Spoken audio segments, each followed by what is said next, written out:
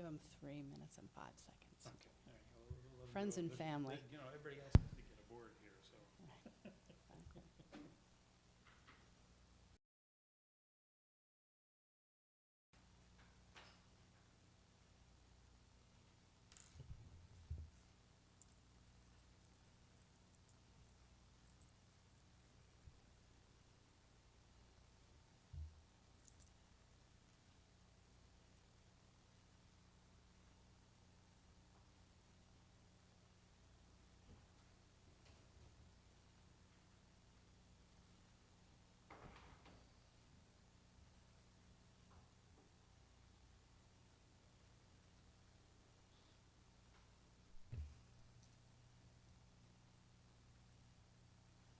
Let me know when we're ready.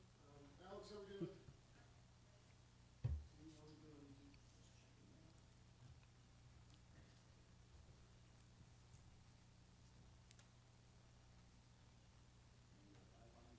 Okay, welcome back, Recording everyone. in progress. Ooh, there we go. Welcome back, everyone, to the public session of the Township Committee meeting of August 11th. Thank you, Deputy Mayor, for opening the meeting for us today. Please rise for the flag salute. I pledge allegiance to the flag of the United States of America, to the republic for which it stands, one nation, under God, indivisible, with liberty and justice for all. Okay, I would like to open the first hearing of citizens. Mr. LeConte, would you please provide guidance? Members of the public are now welcome to come up to the microphone to address the Township Committee. This is an opportunity for any member of the public to be heard about issues which are not topics scheduled for public hearings tonight. Those present may step up to the microphone to be heard. If you're watching via Zoom, you may speak during any of the public comment sessions followed by the Zoom instructions to raise your hand. Whether in person or online, when you are recognized to speak, please mind the following procedures. Please say your name, spell your last name, and give the name of your street. You do not need to give your street number. All public comments will be limited to 3 minutes. Rather than use any of your time answering questions, the Township Committee will wait until you finish speaking before responding. There are 2 public comment sessions on tonight's agenda. Each member of the public will be limited to 1 comment of up to 3 minutes during each public comment period. Written comments submitted to the Township Clerk before 3 p.m. today will be read during the public comment sessions. Written comments are subject to the same guidelines as oral comments. Duplicative written comments may be summarized rather than read in full according to guidelines issued by the New Jersey Division of Local Government Services. And these rules apply to both public comment sessions. Thank you, Mr. LeConte. Are there anyone that would like to come up and make a comment? Sure.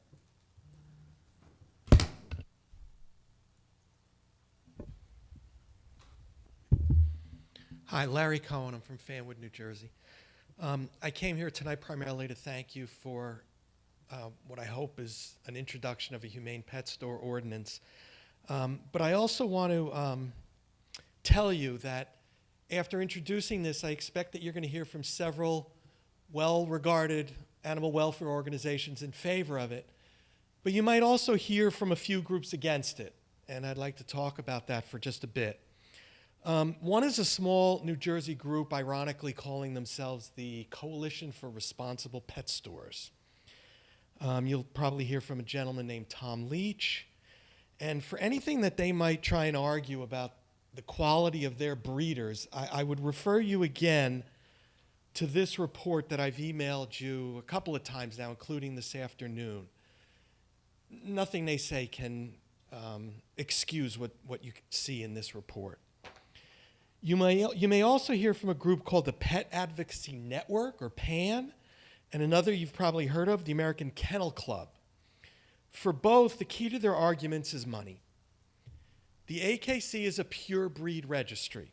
It makes a ton of money from puppy mills registering their pure breed dogs, regardless of the conditions in which those dogs are born or raised.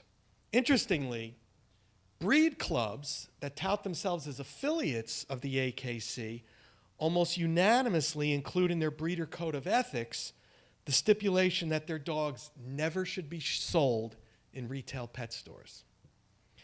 PAN functions primarily as a trade association representing pet industry businesses, breeders, and retailers, and they lobby accordingly, including for laws that would prevent towns like you from doing what you're starting to do tonight. They try and lobby for preemptive laws that don't allow towns to do this. I referenced this page in the email I sent you tonight with this headline, just so you can read about the American Kennel Club's horrific positions on most animal welfare legislation. That email, along with the one I sent you on July 8th, has a tremendous amount of information contradicting anything you might hear from these few groups. And please remember the difference in motivations. Me and my colleagues have no interest other than the welfare of animals. They have an enormous interest in the amount of money they can make off of animals. The last thing I'd like to address is this nonsense the stores spew about how they, as regulated sources of dogs, are far better than fake rescues or people selling dogs out of their cars in New York City. Both are really bad. So is the guy selling drugs on the corner because that drug is illegal. The answer is not to keep the bad thing legal. It's to enforce the law when people try and skirt it. Arrest the guy selling dogs from his car, but don't use him as an excuse to legitimize on a far greater scale the cruelty his actions represent. I'm done. Okay. Thank you, Mr. Thank you. Allen.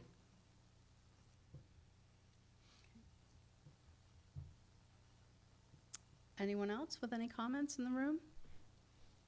Okay, Mr. LeConte, did we receive any emails or anyone online? I don't see any hands raised online, but we did receive a letter to the committee. Okay. It's signed by, let me start with that. Naberka Luberes from Fairmount Ave. Newt Holzer from Hampton Road. Kathy Mata from Green Village Road. Syed Hyder from Gates Ave. Ryan Mooney, Rolling Hill Drive. Ginny Dorflinger from Laurier Lane. Liz Joanna Castro from Fairmount Ave. And Milan Patel from Oak Hill Road. Dear Mayor Rowland and members of the Township Committee, a fall 2025 resident survey has documented widespread and serious dissatisfaction with the Building and Construction Office. These results reflect a necessity of oversight by the Mayor, Township Committee, and Administrator to ensure the department delivers timely, professional, and resident-focused service. While the survey captures experiences with the construction office, the consistently poor ratings in timeliness, responsiveness, clarity, and overall process point directly to insufficient leadership, accountability, and performance standards for township services. Chatham residents deserve better. We urge the mayor and committee to take ownership of these results, conduct a formal review of the department's operations and standards, and implement concrete improvements to oversight. A new survey is currently being conducted so the community can measure whether meaningful progress has been made since these fall 2025 findings. Chatham Township can and should have one of the strongest and most professional construction offices in the region. As we have in the past, we are prepared to support constructive efforts to achieve that standard. The signatures below are a small representation of the 109 concerned Chatham residents who completed the survey. These signatures are representative of homes dispersed throughout the town and are not united by political party or bound by any other affiliation. There's only one signer per household to avoid any appearance that the list might be puffed up with multiple names from a single address. Every attempt has been made to show the sincerity of this letter and the findings. Many more respondents, despite sharing the desire to sign below, were concerned with reprisals from the office, particularly with ongoing projects. The existence of this chilling effect on freedom of expression is alone a reason for deep concern. Sincerely and respectfully, the names mentioned before, and the committee all got copies of this directly from the senders that have the survey results and additional comments. Yes, thank you, Mr. LeConte. Last call, anyone else? Anyone else online? No hands raised. Okay, we can close the first hearing of citizens. And we will move on to our workshop session agenda. And Mr. Shahadi, would you please walk us through some monthly reports? Yes, absolutely. I'll start off, I didn't receive any questions, but if there are any that we would like to discuss or any issues noted. I sent questions, and I'm gonna have to, just a couple, and they were minor, and I don't even know, let me see if I can find them, because my computer's not pulling things in.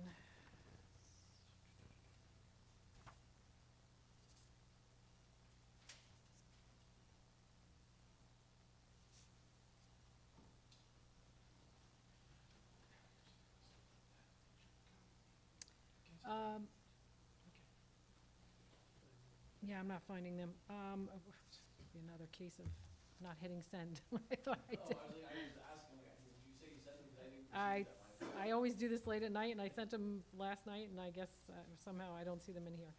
All right, as we hit the topics, I'll, I mean, if you want, I'll reply to you if you want to. Send them. yeah, I mean, they were pretty minor either way. They weren't gonna affect the decision. It was just for more information. Okay, You know, for example, I do remember, I'll have to go look for it, but, so for example, the, update that we got to, not the contract, oh, the, SLEO agreement. Oh, yeah, okay, so not on It the was- reports, we have questions on the reports. That's true, that was an ordinance, you're No, no, right. I'm saying It was we can on go the, through all yeah, of those yeah, as okay, well. got it. I mean, if, we can talk about it now, I was gonna go through all the items before we get to. Go ahead, I will check my drafts in the meantime. Anything on reports? No reports? No? Okay. Well, actually, Mr. Shadi, just a minor observation with Yes. regard to the field comp study. Would it make sense to? The what, I'm sorry, the what? The yesterday field comparative study? Oh, yeah, we've got, Mr. Rushke who's gonna Yeah, come up here right. for number 2 to talk about that. Okay. I will hold off then. Yeah. Okay, moving on then. Mr. Rushke, if you come on up here, please. So in the agenda packet is a proposal that I was asked to request from Mr. Rushke, which was to do a little bit more diligence on the idea of natural versus artificial turf as a follow-up to the proposal we received, I think dated December of 2025, on the artificial turf proposal. That was a feasibility study to determine what constraints exist, permitting requirements, the limits of what we can do, what's possible, and so John's here to talk to you about the revised proposal, answer any questions you have. The intent today is just more of to help you understand what the proposal is, and that way, at the September meeting, we can have a more robust public discussion, if necessary, on that, and involve the environmental and recreation groups at that time. But this was more right now just kind of for your information, because I did see that there were some questions already on those two that came to me, so John's here for that, and then we've got one other thing after that while John's here. Okay.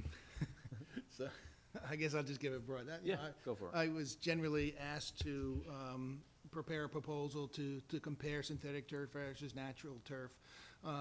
It was kind of deja vu because we did this for Shunpike probably over 15 years ago, looking at the same concerns and issues and the same issues that were raised by the Environmental Commission.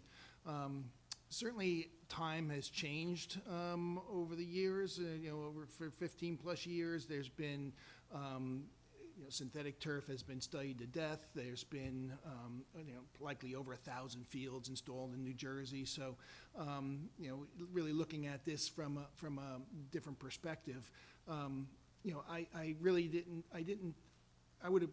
it would help me to know more background regarding specifically what is the concerns associated with, the comparison and why we're doing the study, frankly. I did the proposal, I outlined all the various different things that have been looked at in the past, and what you look at is cost and health impacts and other things, but certainly if a certain item is not of particular concern, we can scale back the scope and just kind of focus on any particular concerns that the committee may have regarding synthetic turf. The one thing that, looking at synthetic versus natural field, In a way, I look at this as, you're really comparing apples and oranges, because a synthetic field, the playability where you can play immediately after it rains, you can play repeatedly without having deterioration of the field, that's quite different. So if the need is that, you're really comparing, it's like asking the DPW to compare a pickup truck that they need versus a car. You're not going to shove tools in a car. So if the need for the synthetic turf is because of playability, you're really comparing apples and oranges. So that's a big overview of what my initial thoughts on it. John, could you talk about the difference in the two proposals and how they play into each other in terms of process? Well, the first one was when you're looking at the comparison of natural turf versus synthetic turf, that one's just doing a desktop high-end analysis, looking at all the various different facets of comparison. The first proposal was really doing a preliminary design for synthetic turf. We were going to do test pits. We were going to actually do physical geotechnical testing. We're actually going to dive into doing the stormwater to determine the size that you actually need of the things, so that we can really come up with a preliminary design that we can put a reasonable cost estimate to. So at the completion of the first scope was, we would walk away with an understanding of where they actually do a wetlands delineation. So it was more field orientated, doing generating specific data that would be used for design, so we can generate an accurate cost estimate, so that if we do want to move forward, we'll have an understanding of what the permitting is, what any constraints are, what the cost would be.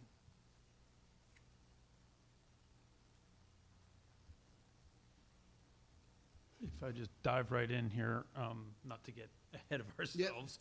However, in what has been in the past, with the experience of turf fields, with over 1,000 in New Jersey, is a major part of that. What is different today regarding turf fields, and shedding and those things that are of concern from the surrounding area, as well as the operating the kids on that field?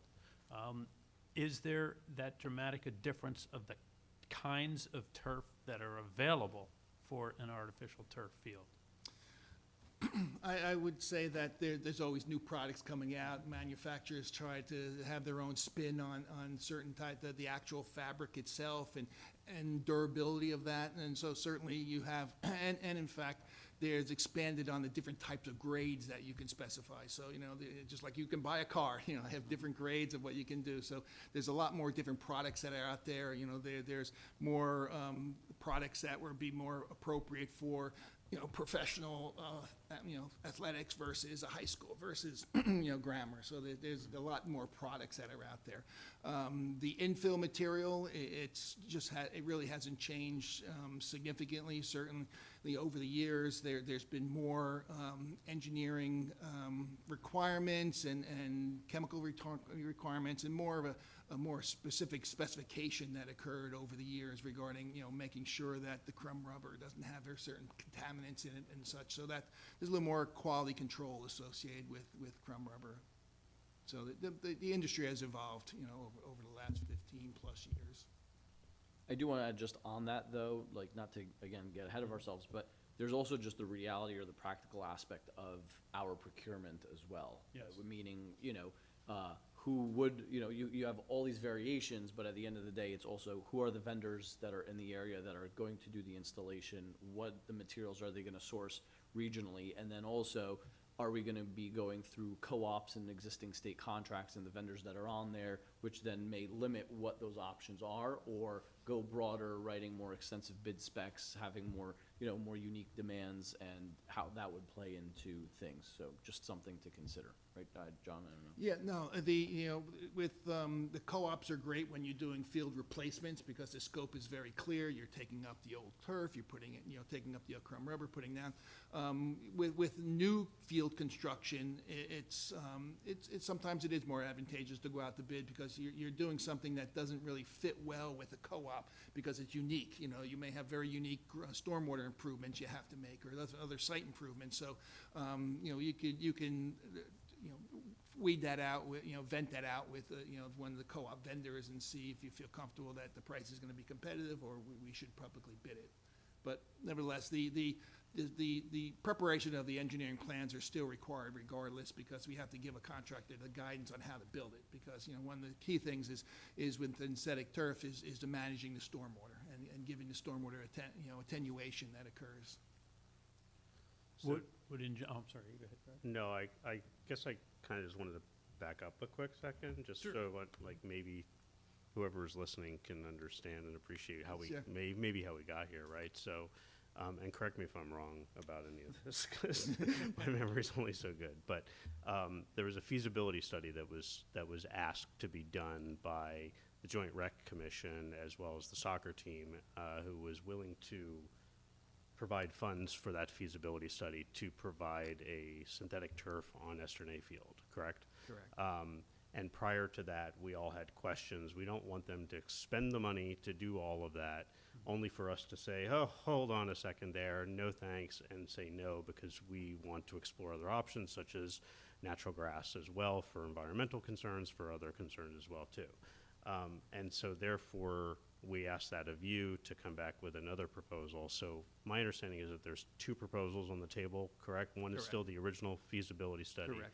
And the second is a more in-depth analysis of synthetic turf versus natural grass. Correct, doing the comparison between the two different types of Okay. fields. So you read my mind, because we jumped into something and I was like, wait a second. Yeah, so the first one was 34,000, the second one was 30,000. So it's cheaper to add in that component, because I assume. No, they're two separate They're two scope of separate work. ones. They're Okay. completely two separate scope And, of work. and The there's, second- there's no discussion amongst us or the Joint Rec Commission over who would be paying for the second one either. So When you I say believe second, that what would, do you mean? I would, The comparison. Supplemental. the comparison would comp, probably, okay. would If probably I may, fall that's on- why I Correct. clarified, I wanted John to, I said what I said at the beginning is because the first one is just an analysis, and that's why I asked John to explain the processes in the two, because the second one would need to be done for either as a next step, the first one, the one from December. So if you go with artificial turf, we need that one, right? If you go with the first proposal to first analyze the two, what the decision is from that, there would be another effort that would be required to follow, an engineering effort to follow. Yeah, I think you reversed the two, though. The- The first proposal was just to, the first proposal is more of a strictly engineering assessment of Esnay Field and identify exactly the design, get into a preliminary design of the field itself. Right, We're but gonna it was do- for artificial at that. It was for That's my artificial, point, is it was for correct. artificial. Correct. It's for artificial. We're gonna do test pits, we're gonna do geotechnical testing, we're gonna do a wetlands delineation, we're gonna go through that whole process Right. of actually But doing. let's say they engineering. don't go artificial, you're gonna need to do that effort for a natural, or some engineering effort of that sort for natural, correct? We would do, but it'd be less extensive. Right, I- that's my that- point, yeah, is that there would yeah. be another engineering effort after this proposal that was just received. Correct. If we're gonna do, yeah. So there would be further costs beyond this either way. Correct. The stormwater would be grossly reduced from a natural turf field versus synthetic. And so that's why a little more effort going into synthetic to design the stormwater associated with it. And one more point is that presented to that recap to the Joint Rec Commission, there was no immediate opposition to the installation of a natural grass field over synthetic. From their point of view, as a starting point, however, when you factor in things as you started at the beginning of the conversation about playability and all of those other things that might come from the analysis, that might change their opinion about it. I'm just putting out, and I'm not speaking on Yeah. their behalf yet, I'm sure they will gladly speak on their own behalf, but that was the impression I received from the last meeting, just so everybody's clear. John, how much detail, if you look at the options, if we go back to square one and say, what's a better option based upon Esternay? Is it the better option for the natural field? How do you define better? But what is the characteristic of each option? Is that step one now? Is that what I'm a little not clear. To me, it would first be the athletic group identifying, what their goals are, what their objectives are. If their objective is to have a synthetic turf because they want to utilize the field more, that kind of understands it. If they want to have synthetic turf because, that's what the kids are going to be playing on high school, that may be what the more prominent field that they're going to play in college. So, they may want to play more on synthetic turf than natural turf. You really need to have those. That's, one of the things that if we're just going to start from square one, that we're going to dissect that get that from the environment, from the sports clubs, and that'll be part of our write-up regarding, so if we understand what their objective are, what they want to accomplish, then we can start making that comparison to, the comparison between the two fields. SNA right now it's a very difficult field because it's a very high clay content in the topsoil, and it gets hard as a rock. Yeah. And so, I think something needs to be done there. So if the intent is just to make it more playable, you're going to have, not going to have a lot of intense play on it, but just make it more playable, then natural turf would be possibly an option there. But if they're going to turn around and they want those increase the amount of play on it, being able to play right after it rains, you're not going to accomplish that with the natural turf. Yeah, again, I'm not going to speak on their behalf. I would imagine that is a very large part of their objective. However, there are other factors that play there, as well as traffic and, compatibility and all of those other factors that go into increased usage of a field, which are beyond just yes, the act. and that's what we would get into too, regarding, if you're going to be playing fields. Because usually if you're playing games right after another, there's usually that changeover that occurs when those two games change out, and those are really, really high demands on parking, and what impact is that going to have?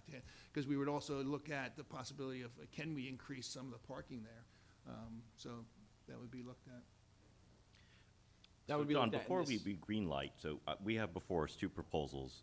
One is a field comparative study dated July 30, and then we've got the feasibility study dated December 12th of 2025. Correct. And they're roughly similar dollar amounts. So the notion here is we run these serially. That is to say, we're going to do the comparative study first, That's, Correct. if you would do the. and then the comparative, feasibility and then the study. feasibility But study. that may be for natural or artificial, depending on what. Correct, and then, so the discussion December proposal, yields. if we're gonna, that would be valid for synthetic turf. If we're gonna do natural turf, I may look at that and scale that back, because I'm not doing as much intense investigation as I'm doing for synthetic turf. Right, okay. So I understand that correctly. So I think the drivers for why we ended up requesting a second proposal, that is the proposal for a comparative study, was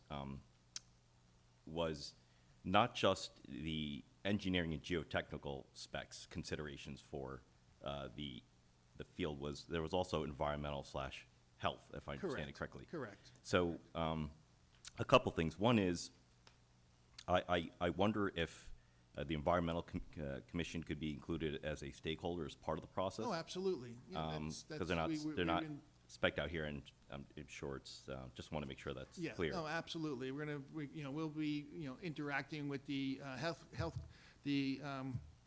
both the Environmental Commission and the athletic clubs. And I think and the other was drainage. So obviously, there's different drainage systems, depending on whether it's artificial or natural. And so I think the geotechnical engineering pieces of this are quite robust. The pieces I would like a little bit more clarity on are the pieces that would address the environmental / health. So you've got heat island effects, you've got the microplastic migration or Yep. kind of dissemination. How would we go about getting ourselves smarter through your work in order for us to be able to take those parts, those findings into consideration? Again, we're trying to figure out Yeah. whether we're going to go Well, turf that's, or I natural. would, my expectation is to prepare a report that, people can clearly understand, what the values are, what those values mean, what's the impact. So it'll be, a layperson can simply read it and understand, what the benefits are, the pros and cons regarding both type of field. So is it the notion you're going to, I don't mean to put words into your work, but like speak with installers who Yes, who oh, absolutely. talk about Oh, materials, yeah, the yeah, chemistry, absolutely. all that stuff. Oh, yeah, Speak to yeah. environmental There's- folks there who've is a- got studies and research on it. There's a lot of Speak to research on it. municipalities who've Yep. decided one way or the other and what their findings were. That sort of encapsulates what the Correct. We're going to proposed pull work is. research that has already been done, and frankly, there's a lot of research on, the health effects will probably be the easiest because the New Jersey DEP has a published document that's out there. that Yeah, we've got, as you said, 1,000 We have fields this, and now we're going to installed. take You've got that, history, you got data that set. 30-page thing, break it down into a couple of paragraphs so that you understand it directly, what the real meaning, or concerns associated with it. Okay. I'm not an environmentalist, but I have Yep. I did partake in, I think it was a Sierra Club presentation on artificial turf. So obviously, they've got a perspective. Oh, yeah, there's and both I've listened to perspectives them. out there. So I am eager to get a comprehensive, unbiased review, right? So Yeah. I know confidently that I've got all the data and Yeah. all the research and all the findings in order for us to make an informed decision on which way to go, as opposed to an emotional one or one that's based on incomplete Yeah, information. no, understood. Yeah.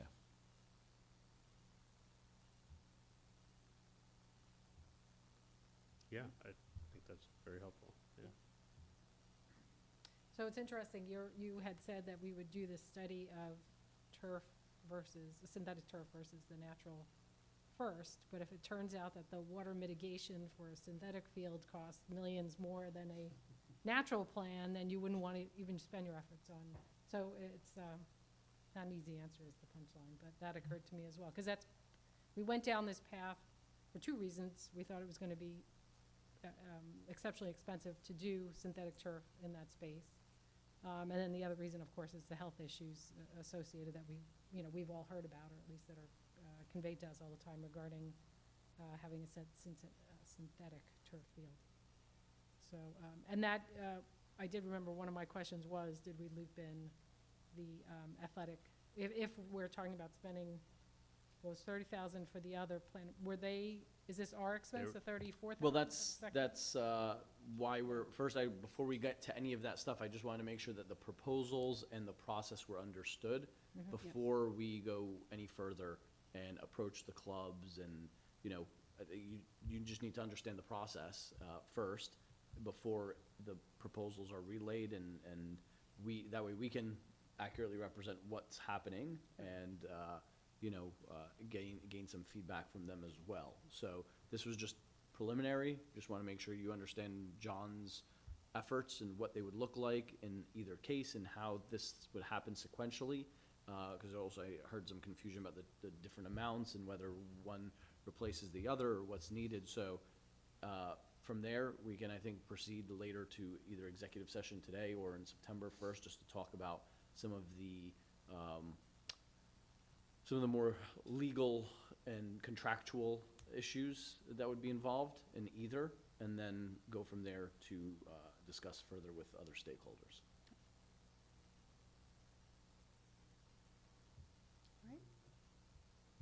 Sounds good.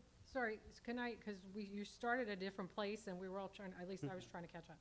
You started out by saying you wanted a little guidance on the turf field, because it sounds like. That's part of our study to reach out to the athletics group, we can reach out to the environmental, because that's really, if there was a strong opinion from the athletic groups that we want this because we want to intense the play, then frankly, I'll be frank, I think that we're spending money and time that may not be beneficial.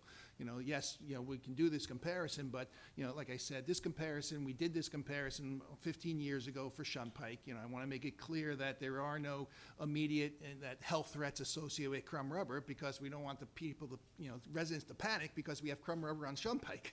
This is not a health issue. This is something we're just going to make a comparison to. We're going to make a comparison on pricing. There are two different types of maintenance associated with it. So we're going to make this comparison. So it'll be a cost comparison. We'll identify the health concerns associated that have been brought up, that have been studied and have been dismissed. But I will be unbiased regarding the presentation. But I also want to make it clear that there are no immediate studies out there that says crumb rubber is as hazardous that people are going to panic over Shunpike.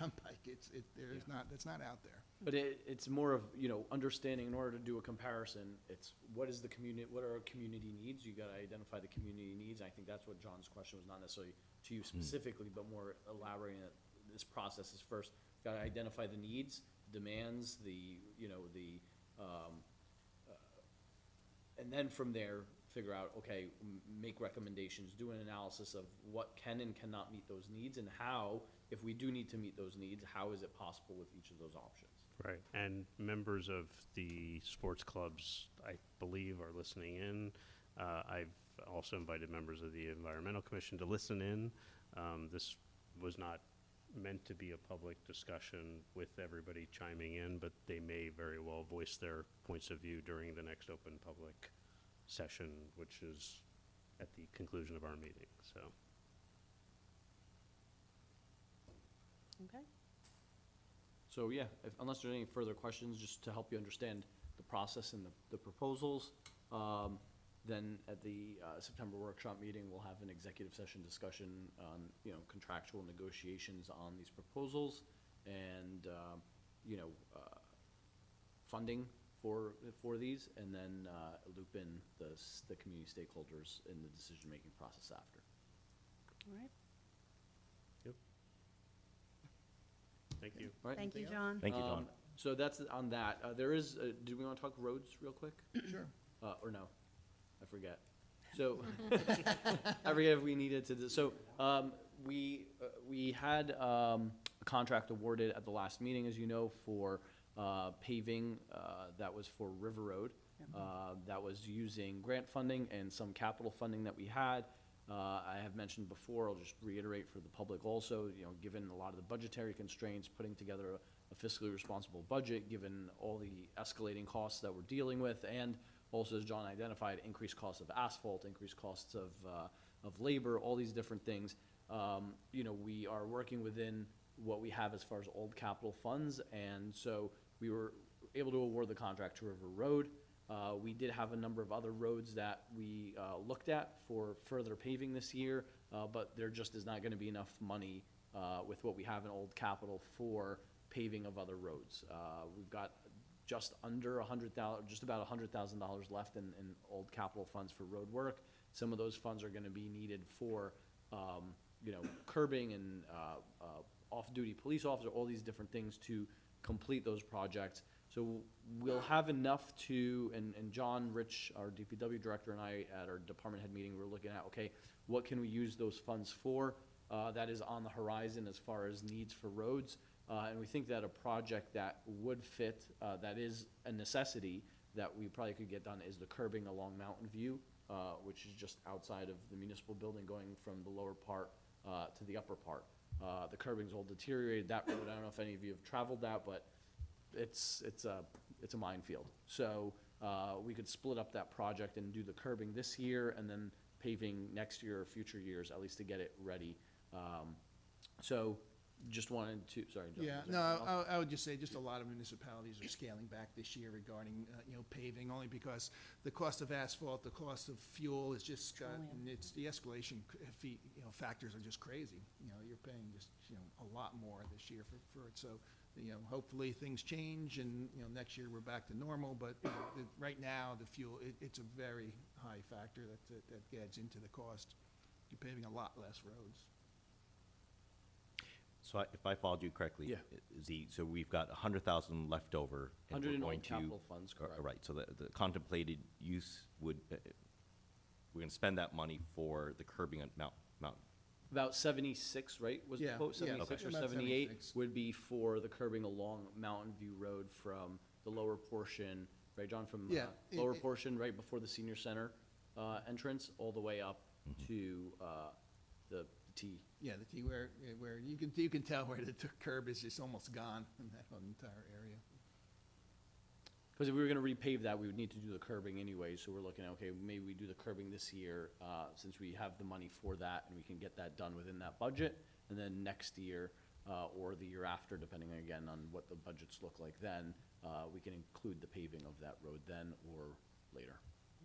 Was that deemed to be the highest priority or best use for the curbing on Mountain View? Yeah. In terms of, against all roads? How are we gonna and- spend, how are we gonna spend 100,000 or, Well, we're not, of the Some part of it. 100,000, we're estimating about, what, 10 or 20 are gonna be needed, we said, for, River? Correct. There's Yeah. funds still remaining that we make through River, so it's good to have a little bit of Yeah, contingency. so we could either just something- keep the money sitting there Yeah. for the future, or we could put it to use this year, but the 80,000 is not really gonna be useful for much else. Could you give a perspective on, like, let's say you wanted to pave a So, road? yeah, at- so let's at, say like, Huron or Van Houten, is it which like were roads that we 1/10 talked of a about paving mile? this- or- Like Huron or. Yeah, so Van- Huron and Van Houten were the ones They were that like were $250,000, Yeah. those are very long roads. So, the one road that, maybe we can look at paving is possibly Spring Street, Yes. because, that really needs I have it. an ulterior motive there. There's, that road Well, definitely. You try needs- driving an ambulance Yeah, down that road, but it's the pretty hard. problem's going. Well, to there's be- the thing is, we won't be able to pave it this year. We won't Right. be able to do it this year regardless. So then that's why I said we could just keep the money sitting there. I or understand. put I it was to just use. asking for Yeah. perspective Yeah. of, like, that money wouldn't even cover, like, a portion of, like, Spring Street from Colony to, like, I'm just trying to understand well, how yeah. little that money would actually Well, go. the problem that is 100,000 is not a lot, and if we, with the Morris County Co-op, which we typically use, they have a minimum amount that they want to pave in your town to make it economical for that price that they're providing. And usually it's 1,000 tons that they want per day. And, the co-op doesn't specifically state that minimum, but I've been down this road multiple times that they just won't get to you. They'll just say, whoops, we didn't have enough time this year to do it, and then at the end of the year, sorry, the contract is no longer valid, we have to do it next year. So it's extremely hard to get the Morris County Co-op contractor to come in for such a small amount. And if we were to publicly bid it, we'll probably get a high price because it's such a small quantity for the contractor to come in to mobilize and everything. It's not going to be very, advantageous. So But so for reference though, John, so Spring Street would cost about how much? that might be 100,000. If it's relatively small in that area, that might be 100,000. But it's just a matter of trying to get a contractor in to do it. Yeah, and I guess that's kind of the perspective I was trying to understand. Yeah. How little would that money go? And to former Mayor Choi's point, is the curbing the best use of it or not? And maybe it is, because it's Yeah. economically safer to do the curbing because you're gonna have to do it anyway. Right, we're gonna have to do it anyway at some point, and otherwise the money's just sitting there until, let's say, next year, which we could use it, but costs are also, we're probably gonna go up next year, but we're gonna need more money for bigger projects. Now, we were talking Van Houten and Huron, we're looking at applying for municipal aid next year for those. Those make up good Almost projects 500,000, for, for that municipal aid application, so we could get good money for it. DPW already did some maintenance work on there, right, John? They Yep, did yeah, a lot they of went patching up. up. I haven't drove it myself, but they said they went up and they did crack sealing repairs, so at least he said it was, last another year easily. And then Spring Street, I think I mentioned to you, but Spring Street, we have to wait for the settlement period to finish on that. And I think New Jersey American Water owes us half the road for paving anyways. Right. Because the construction that they've done and the safe routes to school, right? Correct. Yeah. Yep. Yeah. Now, I hope I'm wrong, but under New Jersey's public contract law, contractors are entitled to get an asphalt and fuel adjustment based on an NJDOT index that's published every month. And so they bid the job based on the month that they bid the job. If they're probably not gonna pay for another month, there being maybe another 10 grand plus that we have to pay for surcharges if that occurs over the next month. So, we may get hit again with some surcharges, so that 100,000, That's why we're we may leaving- not have 100,000, we Right. may Yeah. have less. So I think we should just keep some of that in reserve. That's why I was just to saying, like, make the sure, see how- 78, Yeah. the 76 makes, that's, Right. we can do that, but Yeah, really I would can't. we should have a contingency just in case something comes up on River Road, that we have funds available. Agreed. Okay, thank you. Okay? Thanks, Tom. Right. So, you, Joan. what are your thoughts on that? Should we try to do the curbing or leave the money? I would say do the curbing, because who knows what it's gonna cost 3 months from now Yeah, versus 6 versus I agree. 12, I don't know. Any other thoughts? You're 2 for curbing? Well, if it's in disrepair and it needs, It does, I Investment. mean, if you, make the investment, we have the money, and it's not gonna, it's Yeah, not gonna that- pave a road of any meaningful Well, length. the good thing is that the curbing isn't subject to fuel or asphalt adjustments, so. Is it's- this concrete, we have- be concrete curb? Right. Or a Concrete block? curb, Okay. yeah, concrete curb. Not petroleum-based. Okay. All thank right. you, John. All That's right. it for Take care, Thanks, John. everyone. Thank you. Mr. Rushke. Next item is discussion or action, which is the ordinance, the sample ordinance provided on pet stores. Feel free to discuss. Yeah.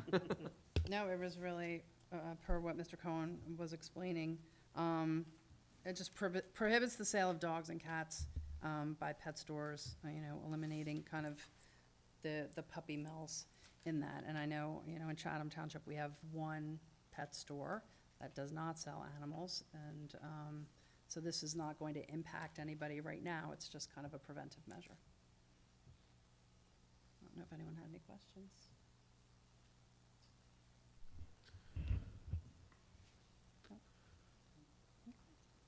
This, just to be clear, like, it doesn't eliminate, I'm sorry? Go ahead. Yeah, no, it doesn't eliminate adoptions, it doesn't, like, in any capacity Right. whatsoever. And pet stores themselves, Yes, yeah, Pet Doesn't it- Store can partner with an organization and do pet adoptions through St. Hubert's, Rescue Pals, any of those kind of things. Yep. It's just not for profit, which kind of pulls out that middleman and the money. So no objection to including it for the next meeting? Not for me. Okay. I have none.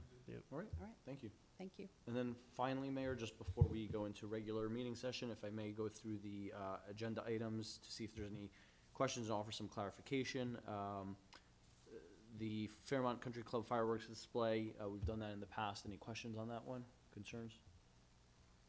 Okay, the electricity auction, I did speak about that one at the last workshop meeting. This is setting us up to execute the auction and set a trigger price for that. The auction will be held tomorrow. If the results are favorable to us and make sense, we'll evaluate that with our consultant based on the length of the contract, the savings, and ensuring that it is going to be lower than the JCP&L rates. As you may have heard, also, again, electricity costs are looking to go up again. So this will be good for us if we can get a good price. Any questions on that one? Okay. The shared service agreement for the SLEO 3, that was something that we had originally intended to do around December of last year. But then there were some more items in the agreement that we wanted to address. One, the primary goal of this was to adjust the rate. So we did that with our salary resolution, but the agreement needs to reflect that rate because the old rate in the agreement was based off of one from several years ago. So this accounts for that. The other two items were sort of clarifying language on the reimbursement for unemployment for the township, because right now they are, they're township employees. The Board of Education reimburses us, but when SLEO goes out on unemployment, that hits our unemployment fund. So it's clarifying that that is part of those costs that the Board of Education is responsible for. And then finally is the time for breaks and the total amount of working hours, because there's a time component in first having to report to the police headquarters to retrieve their weapon and ammunition, get to the school, and then at the end of the day also do the same thing with returning everything. So just some clarifying language on those items. Okay. Any other questions on that one? Committeewoman Ewald, I think you had mentioned something. Yeah, Do you have questions on that? so that was the question I had. I think that was the last question I had, was what I saw highlighted in the version that we got, and I'm trying to find it now, was the change in the hours. Mhm. But I didn't see anything else highlighted. So you've just explained everything, and I guess the main one that I would ask about is the salary, but that was stuff we already approved. We're just putting it in here. Yep. And then the reimbursement, so that's been discussed with the school district? Yes. Okay, and Yep. they are comfortable and understand and, That was a point that they understood, that we're just confirming that in this agreement, so, that was, even before this, something that was understood. okay, Just put it in writing. Correct. okay, great, thank you. The other one, the change order for Lafayette Spring Street, that's a no-cost change order. It's just some new language from the feds that, or rather, some language changes from the federal government down through the state, and we have to comply. That's that. Ground radios for the fire department and the body-worn cameras, we discussed those in in workshop at the last meeting. Those are part of our capital plan for 2026 as well, and the funds are there, so now this is just making sure that the purchase is authorized. And then finally, the legislation, supporting legislation at the state level to empower municipalities to make some, have more jurisdiction and control over speed limit adjustments in their municipalities. And Mayor, I don't know if there was anything you wanted to add on that one. Yes, it's Assemblyman McCurdy and Carney are proposing this bill that allows municipalities to lower the speed limit by 5 miles per hour, and there's a lot to be worked out, but by 5 miles per hour without having a traffic study. So anytime a municipality wanted to change a speed limit, there had to be an extensive traffic study done. But they're just saying, for a small change, we think that municipalities should have the ability to determine what's best for their residents and the streets based on what's going on in their town. So we are just, this is just in support of that bill that's being put forward. And so that's all I've got on for legislation for our workshop session. Any questions on those? Yes. I did finally find the email. Okay. Sitting in my outbox, so I checked everywhere. And I remembered all the questions except for one. So the chief's report, if noted there was about 100,000 expenses that were submitted to the NJOEM. Oh, yes. And it's looking like maybe that's not gonna get reimbursed. Do we have any news on what's? No news on that. I think a lot of it also has to do with the federal government and federal declarations, and if you look at what's happening in the federal government and how they are treating states based on politics, and it's unclear. We don't know what's gonna happen. But we submit the reports, we do the tracking of all these expenses anyways, and it may change in the future, we don't know, but nothing clear yet on it. Okay, It's a very labor-intensive process to document all the expenses and write the report, and then you just hold your breath and wait to see if you're gonna get the money. yeah, I guess, well, that's the big question, is where does the money come from in the budget? Yeah. We don't, because that's 100,000 above and beyond the tight budget that we already Yeah, had. Yeah. it comes from our, that's it. A lot of it, though, I would say, it's expenses that, we put in for overtime in our budgets. We plan for emergencies and contingencies. Some of them are declared emergencies and some of them are not. But we, all the departments, but mostly DPW and police, put in their budgets overtime and additional planning for weather emergencies and catastrophes. So it's just that we would not get reimbursed for them. And in many cases, even if there is reimbursement, it doesn't happen for another 2-3 years later. Yeah. So that's why we have to still, when we are doing our budget and we look at, okay, what's overtime been, what's like salt look like, what does, tree removals, all these different things, we put things in there. We don't always use them. So when I, look at the financial report and we're like, okay, well, last year we only used 80% of this account. Am I gonna cut it back down? Not necessarily, because again, we're leaving that contingency. Some people look at these budgets like, oh, well, you've got fluff in there. Well, no, it's not fluff.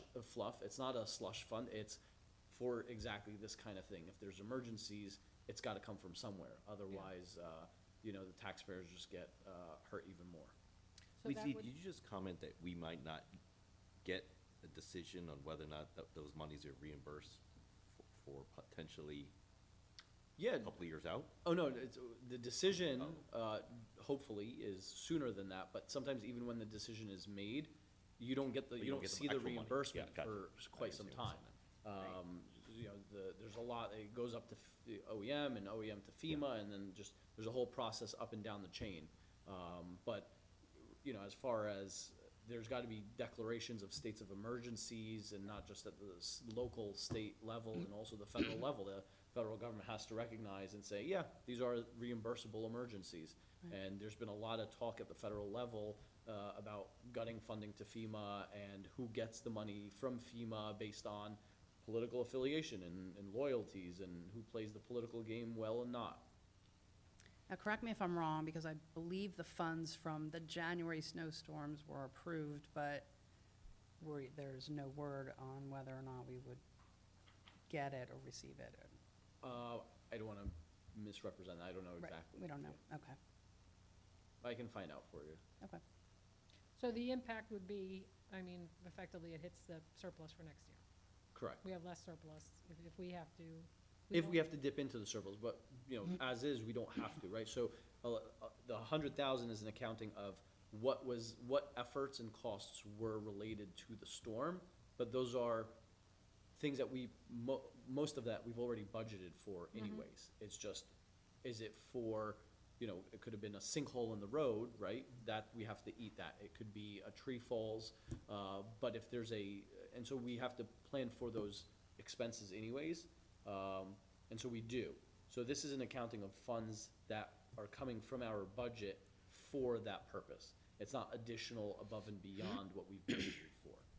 Yes, but anything that we don't spend Yes, supplements our surplus, Correct. and if we do spend it. yes, So it's exactly. kind of relative to what we did last year and what we've carried Yes, forward. yeah, yes, yes. No, I'm sorry, I just wanted to clarify, it's not, we're Yeah. not pulling it out of our surplus at this point. This is coming out of our operating budget, but yes, as you said, if it's unexpended, we are able to return it to our surplus. So it does minimize how much we're able to return back to the fund balance. Okay, thank you. Those were all my questions. I have no luck, I tell you. I don't know what happened, but it was. I'm gonna sitting in my start emailing you, is there anything in your outbox? If I don't hear from I you. know. Is it in drafts? Is it in outbox? Okay, is that it for workshop? Think so? Okay, Anything else? Okay, so we can move on to Floor the is yours, regular ma'am. meeting. My mayor's message, speaking of extreme weather events. It's short, but I really, you know, we had the blizzards in January, we had 4th of July, and then if you were in town last Friday, it was intense. And I just want to thank our emergency services personnel, because it was wild out there for a little while.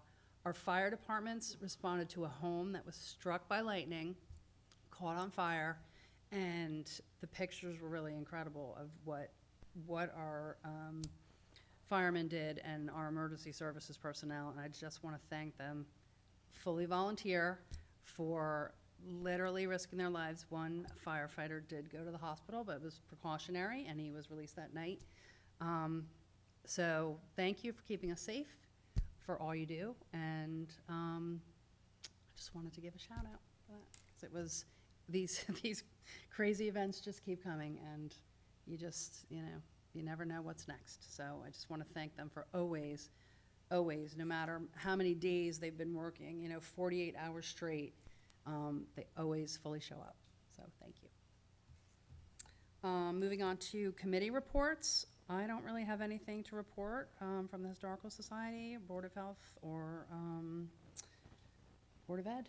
Looking forward to the kids going back to school in a few weeks. I have one left.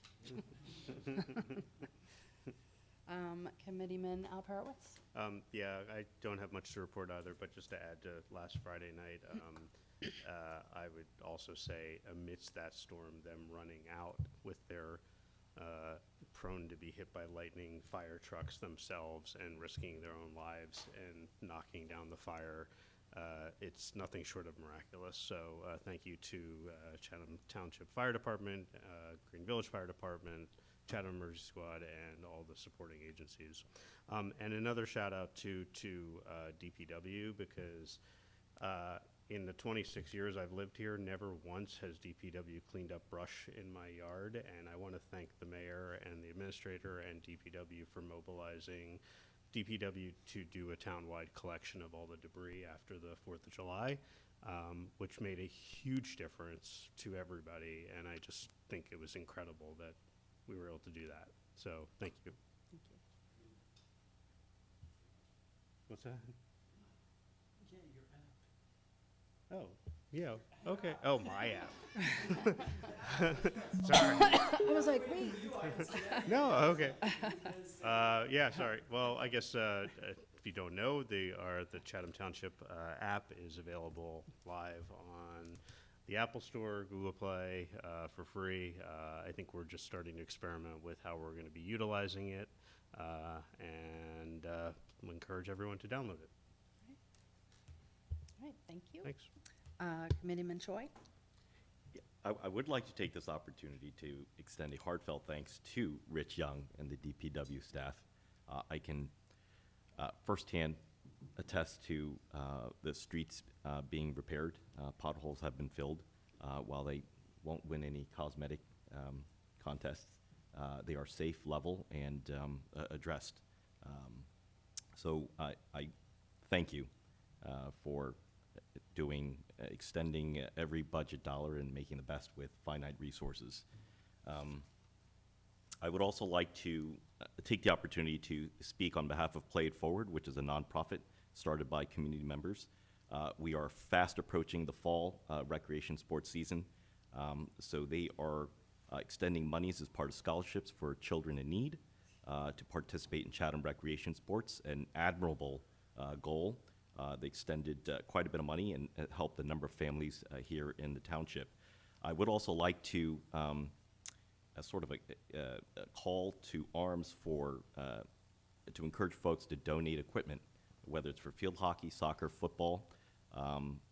The notion here is to provide equipment support to those participants in the program. Well, I'll save the last because I think Committeeman McHugh might have already covered it for the library. So that's it, Mayor. All right, thank you. You need some lacrosse sticks? I got a whole pile of them. Yeah, yes, absolutely. We drop We'll it in find the we'll warehouse? find a home for them. Storage over the winter once spring thaws us out. All right, okay, thank you very much. Committeewoman Ewald? Thank you. Okay, the Senior Center Board does not meet on, over the summer, so there's no updates there, but I do want to remind folks they are still going strong, having lots of events that they're still holding over the summer. However, they will be closed from Monday, August 24th through Labor Day, September 7th. So just a reminder to residents that the Senior Center closes at the end of the summer. Colony is still going strong as well, despite the weather. It's been a tough Colony season. Oh my goodness. Feel so bad for the Y because they're really working hard to try and make it a fun experience for everybody. This Sunday is Float Day and Tropical Day. They have live music coming up on the 23rd, and they just had live music this past weekend. They've got bingo and water polo coming up the following weekend, and again, live music for the Labor Day weekend. So lots of fun things going on at Colony, so hopefully those members will get to enjoy their experience, and residents who are not members, hopefully you could find a friend who'll bring you on in. And I do want to remind senior citizens that if the temperature is over 90 degrees, which unfortunately it's been over 90 degrees a lot this summer, please do take advantage of that and go to Colony to cool off, because you will be welcome complimentary. And that's everything I have. All right, thank you. Deputy Mayor? Thank you, Mayor. No real update report regarding open space. However, there's lots to report on my other subject, and that being the library. And we have some terrific news as an update. If you paid attention to the borough meeting last night, they too approved to support the library coming up with what they can participate in. And so we have some good starts for sure to have the foundation go and work nice and hard and get the balance. So everybody out there, whatever you can continue to support, please do. So that's great news. And other things happening, you know, one of the impressive things about the library of the Chathams are some of the numbers. So I'll share one with you that happened over this summer, or is happening over this summer, and that is the Summer Reading Club. If you look at 11,236 books have been read by 582 kids. Math, somewhere along the line, is these guys are much better readers than I hate to admit. There are 19 or 20 books per, which means some did 40, some did 10. I mean, really very, very impressive. And so congratulations to all those efforts. Really some more great news about the library. Getting on to some events that are upcoming at the library to pay attention to. One is very quick. On August 13th is one of the most popular events, and that is the Summer Reading Club for the kids who qualify, of those impressive kids that I mentioned previously, for sure. And then an important item, there is for the September and beyond, actually September is Suicide Prevention Month. And so in participation with the STAY Committee, Chatham residents, Chatham Township Health Department, Project Community Pride, the Madison Chatham Coalition, the American Foundation for Suicide Prevention, and other community organizations, the library will offer a robust series of programs, resource tables, and educational opportunities for all ages. So together, these initiatives will raise awareness, reduce stigma, connect people with support, and promote hope, resilience, and mental wellness throughout the community. So do pay attention to the upcoming Suicide Prevention Month activities. Thank you, Mayor.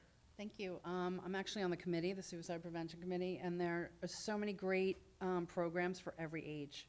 There's youth, there's adult, and then there's even senior citizens. So I was very impressed with the level and the thoughtfulness around all the programming that they're putting out there.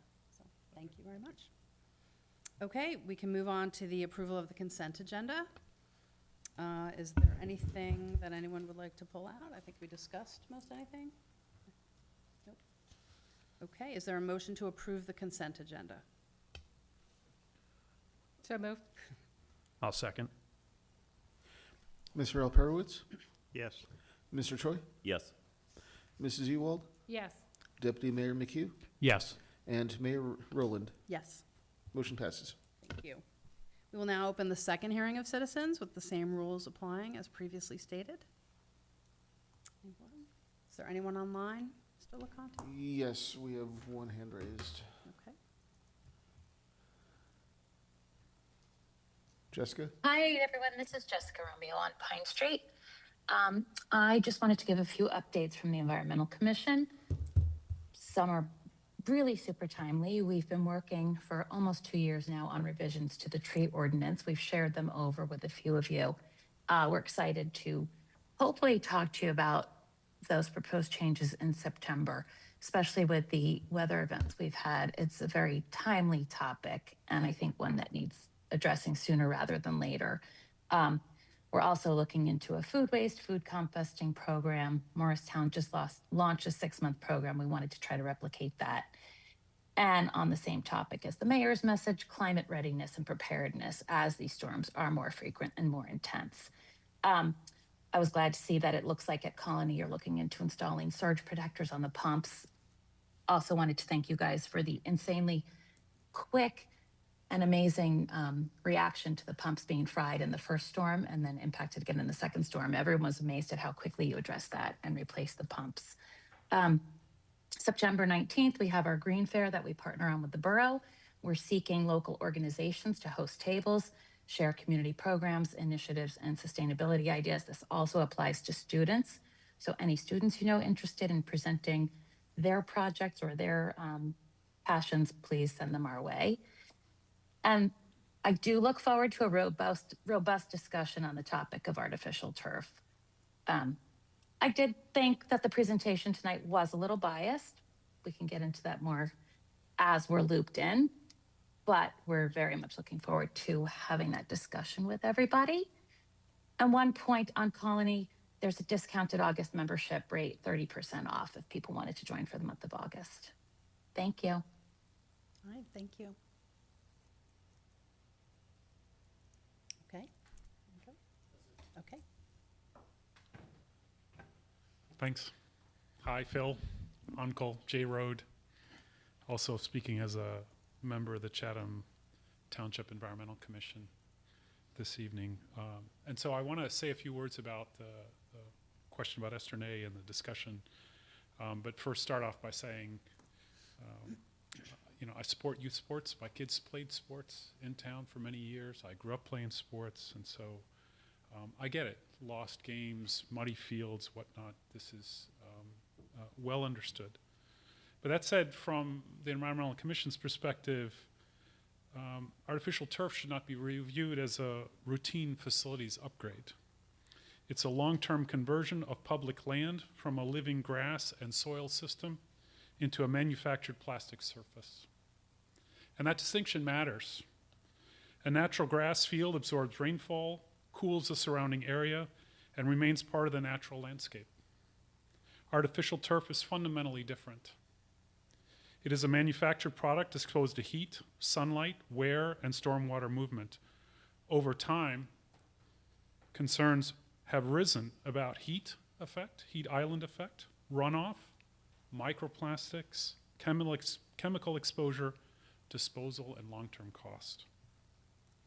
Organizations such as Mount Sinai's Children's Environmental Health Center have recommended against artificial turf where children play because of unresolved concerns related to heat and chemical exposure, including PFAS, also known as forever chemicals.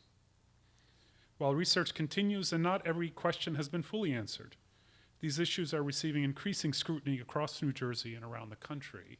Simple web search will find you many communities in our region who have faced some very divisive local discussions on the question of turf fields. There are also athlete safety questions worth considering. Injury research is not uniform, but some studies have identified elevated ACL injury risks for female soccer players on artificial turf compared with natural grass. And for these and other reasons, if the township proceeds with the study, I urge that it not begin with the question, how do we install turf at Esternay? The right question is artificial turf actually the best solution for Chatham when compared with practical alternatives? And I'd argue that requires three things. First, establish the decision thresholds in advance. Define what level of environmental impact, health risk, injury risk, and long-term taxpayer cost is acceptable before the analysis begins. That's all of your job. John's job is to fulfill your request to him with the parameters that you give to him. So I urge you, please keep that in mind. Second, evaluate alternatives with equal rigor. Before converting Esternay, the township should consider existing field capacity, including opportunities at Oak Knoll, along with scheduling improvements, partnerships, drainage enhancements, and investments in natural grass fields. So make the study broad, not very narrow. Third, include the total cost of ownership. Can I take a? You can finish. Consider total cost of ownership is my final comment. Thanks very much. Thank you.